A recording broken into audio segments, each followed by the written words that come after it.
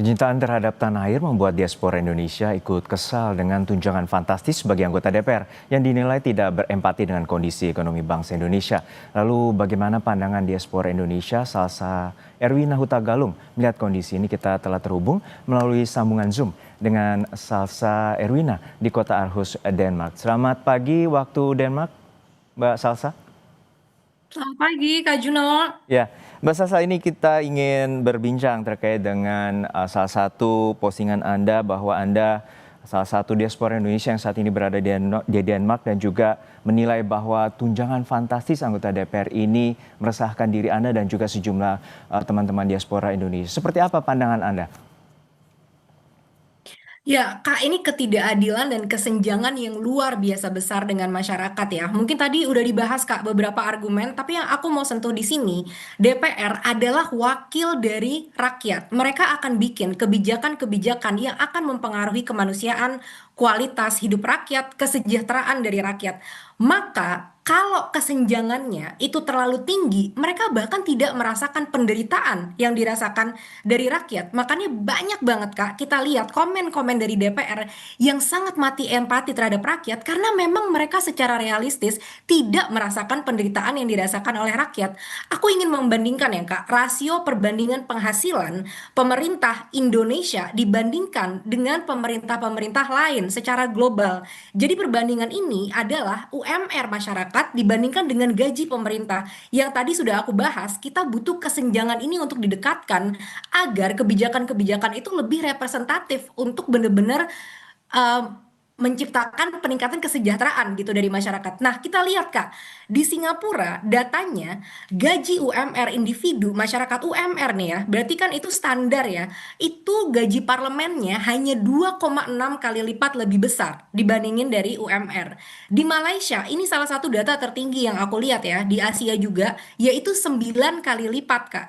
Nah, sedangkan di Swedia atau deket banget nih sama Denmark ya, tempat aku tinggal, itu hanya berbeda 1,9 kali lipat. Jadi memang kesenjangannya nggak jauh agar kebijakan-kebijakan yang dibuat itu benar-benar bisa dirasakan masyarakat. Tapi Kak, di Indonesia, bayangkan UMR kita secara nasional kalau dirata-ratakan itu hanya 3,5 juta per bulan. Dibandingkan dengan take home pay yang hampir 120 juta, itu 34 kali lipat. Ini kesenjangan yang luar biasa besar.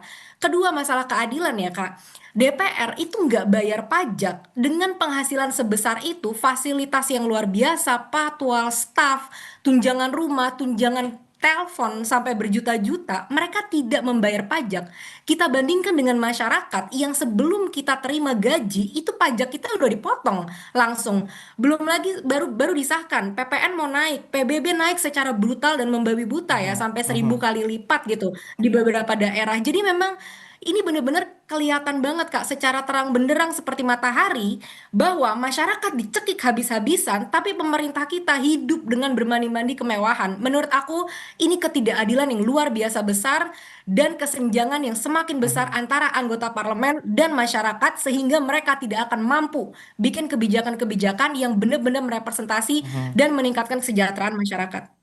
Nah, untuk saat ini keterangan terbaru dari Wakil Ketua DPR, Sufmi Dasko Ahmad, bahwa menyatakan anggaran tunjangan terutama yang terkait dengan perumahan ini berakhir di Oktober 2025 gitu ya. Untuk saat ini, seperti apa pandangan Anda? Maksudnya ini akan digagalkan atau gimana Kak? Jadi komitmen terkait dengan tunjangan rumah itu baru saja mendapatkan informasi dari Wakil Ketua DPR bahwa tunjangan 50 juta rupiah untuk tunjangan rumah tersebut Ya. akan dibatasi hingga Oktober 2025. Oke, bagus. Kalau begitu mereka benar-benar bisa mendengarkan aspirasi ya. Tapi nggak cuma tunjangan rumah yang kita minta untuk dikurangin. Semua-muanya. Karena tunjangan komunikasi, tunjangan segala macam itu juga harus kita pertanyakan, Kak. Karena ini adalah investasi dari pajak rakyat kan. Maka berhak kita pertanyakan dari investasi sebesar itu, apa hasil yang kita dapatkan dari kinerja DPR gitu ya. Apakah boleh aku bahas sedikit tentang bagaimana menurutku tentang hasil kerja DPR sampai saat ini? Ya silakan, gimana Mbak? Ya, Mereka ini kan nggak jelas ya Kak, KPI-nya nggak ada, tujuan takaran kinerjanya itu nggak ditunjukkan. Padahal karyawan dimanapun, mereka adalah karyawan kita ya, karena kita yang bayar gaji mereka dan segala fasilitas mereka. Karyawan dimanapun saat gajinya dinaikkan berarti kinerja mereka itu bagus. Nah sekarang kita pertanyakan apa kira-kira bagaimana kita mengukur kinerja dari DPR? Karena nggak ada nih target yang dikomunikasikan kepada masyarakat, maka aku akan ambil target-target yang bisa aku cari dari informasi di luar gitu ya. RUU Kak, RUU di tahun 2025 kita punya target sebanyak 42 RUU prioritas yang harusnya disahkan. Sampai saat ini baru ada 14 yang sudah disahkan, bahkan setengahnya pun jauh hasilnya dari sana. Kedua, RUU perampasan aset, Kak. Ini sesuatu yang masyarakat udah bener-bener benci banget dengan korupsi di Indonesia dan ini membunuh banyak banget sistem masyarakat kita, udah merusak ke lini-lini masyarakat ya. RUU perampasan aset itu didukung 94% oleh publik. Ini data dari Transparansi Internasional. Tapi sampai saat ini pengesahannya masih ditunda. Bahkan aku lihat ya, kemarin Syaroni sempat berkata bahwa, oh kalau mau OTT, kalau bisa lapor dulu sama-sama ketua partai. Dia ini sebenarnya pegawai partai Mhm, atau merepresentasikan rakyat. Jadi memang udah bener-bener mhm, hasil kerjanya nggak ada, Kak. Oh, mhm. tapi tunjangannya itu luar biasa besar Iya, gitu baik. loh. Saya potong sebentar. Untuk saat ini Anda juga meminta adanya komunikasi ataupun bahkan Anda mengajak untuk berdiskusi atau berdebat terkait dengan tunjangan ini. Dan untuk saat ini apakah Anda mengetahui bahwa dari Wakil Ketua Komisi 3 Ahmad Syaroni juga telah memposting terkait dengan ajakan ataupun permintaan Anda untuk berdebat? Iya, bahkan kayaknya akun aku udah diblok ya, karena mungkin begitu banyak mention kepada wakil rakyat kita yang satu itu, dan dia sudah balas kalau katanya dia nggak akan menerima ajakan debat itu karena dia masih masih bodoh dan masih perlu belajar. Ya, menurutku kalau memang dia merasa bodoh, maka itu bukan tempat yang baik ya untuk dia mengatakan orang-orang yang mau membubarkan DPR itu ya cenit gitu ya. Itu udah nggak masuk akal banget. Dan yang kedua, kalau memang bodoh, saat kita bodoh kak, aku pun nggak tiba-tiba jadi mewakili Indonesia di lomba debat dunia kan. Itu kan ada proses untuk aku bisa menjadi semakin baik. Harusnya dia mau belajar gitu. Dan yang aku pertanyakan di sini adalah pertanggungjawabkan kata-katanya dan kesombongannya menantang masyarakat dengan begitu arogannya dia gitu. Itu yang aku pertanyakan dan Ya. menurutku ini merupakan suatu kemunduran ya untuk Partai Nasional Demokrat saat salah satu anggota partainya berkata di publik dan dia tidak berani mempertanggungjawabkan perkataannya gitu. Jadi tunjangan komunikasi, tunjangan aspirasi yang kita bayar puluhan juta itu untuk apa? Kalau mereka bahkan nggak berani Kak diajak berdiskusi dengan masyarakat biasa loh. Aku kan tidak sekaya Ahmad Syaroni gitu kan. Tapi untuk saat ini bisa Anda gambarkan bagaimana engagement atau interaksi atau komunikasi antara wakil rakyat dengan rakyat, terutama Anda saat ini berada di Eropa, untuk menggambarkan bagaimana kritik itu disampaikan dan juga interaksi komunikasi anggota parlemen atau wakil rakyat di sana untuk mendengarkan aspirasi.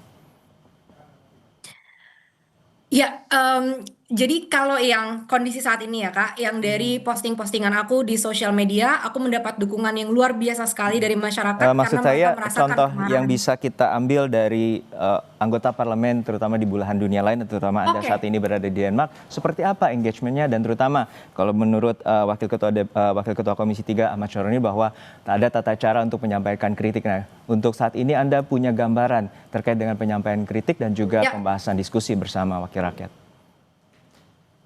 ya. Jadi di Denmark sendiri Kak, kita ini negara dengan korupsi terendah di dunia. Jadi top 3 korupsi terendah di dunia ya. Jadi memang pemerintahnya itu sudah bisa dapat dipercaya. Makanya kepercayaan dari publik itu luar biasa besar terhadap pemerintah. Saat pemerintah itu berkata sesuatu yang menyakiti masyarakat gitu ya, nggak usah sampai sana Kak.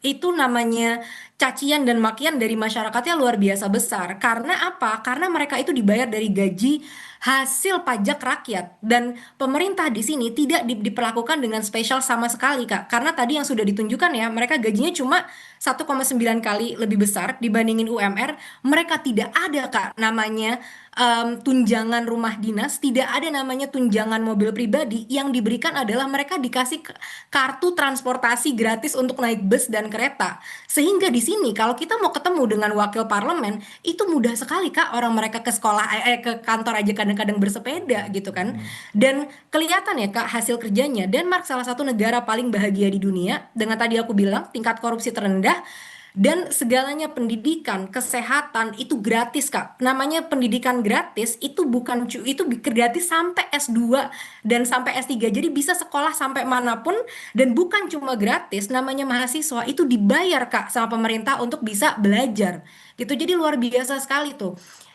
Mereka menerima kritik, dan bahkan kadang-kadang kalau mereka mau membuat kebijakan, Kak, mereka bikin surat terbuka. Aku sendiri ya, yang bukan warga negara Denmark, mendapatkan surat itu untuk diundang datang memberikan aspirasiku, dan mereka Mhm. akan share nih, oh ini rencana kita, kira-kira ada masukan, ada feedback dari rakyat-rakyat gitu kan. Dan makanya karena dari situ akhirnya kepercayaan publik terhadap politisi itu tinggi sekali di Denmark. Mhm. Artinya partisipasi publik itu dinilai sangat penting oleh wakil rakyat, terutama saat ini Anda berada di Denmark, melihat potret itu adalah bagian penting terkait dengan demokrasi. Untuk saat ini, apa saja langkah Anda, terutama dengan diaspora Indonesia di sana, untuk menjembatani terkait dengan pikiran Anda, kritikan Anda terkait dengan tunjangan fantastis ini? Iya, Kak, dan sebagai bangsa Indonesia ya, yang lahir dan besar di Indonesia, aku cinta sekali dengan tanah airku, dan melihat keindahan negara lain, keadilan, kesejahteraan seperti ini, itu ngebuat hati aku hancur ya, Kak, setiap hari. Karena aku melihat negara-negara ini bukan negara kaya, mereka nggak punya apa-apa, Kak. Mereka cuma punya sumber daya manusia. Dibandingkan dengan negaraku yang sumber daya manusianya luar biasa banyak, alamnya luar biasa hebat, tapi kemiskinannya luar biasa besar. Nah, berangkat dari situ, kita diaspora-diaspora itu merasakan kesedihan yang luar biasa dengan apa yang terjadi di Indonesia. Ditambah lagi dengan sikap arogan yang kita lihat dari mulai bupati-pati, anggota-anggota DPR, pelawak-pelawak di DPR yang joget gitu ya dengan situasi yang menyedihkan ini.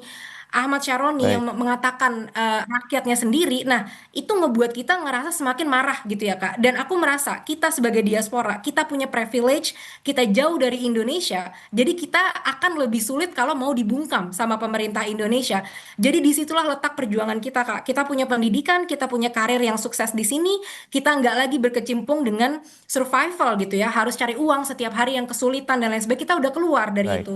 Jadi harusnya dengan privilege yang kita punya, kita bisa bantu Baik. saudara sebangsa setanah air kita untuk keluar dari situasi yang menyedihkan ini. Baik, kita nantikan bagaimana terkait dengan introspeksi dan juga evaluasi, dan kita harapkan wakil rakyat juga terus mendengar apa yang menjadi aspirasi dan terutama juga dari teman-teman diaspora Indonesia. Terima kasih Salsa Erwina Hutagalung, diaspora Indonesia Terima yang kasih, saat Kak ini Juno. berada di Denmark. Sehat-sehat selalu Mbak Erwina. Terima kasih, Kak Juno.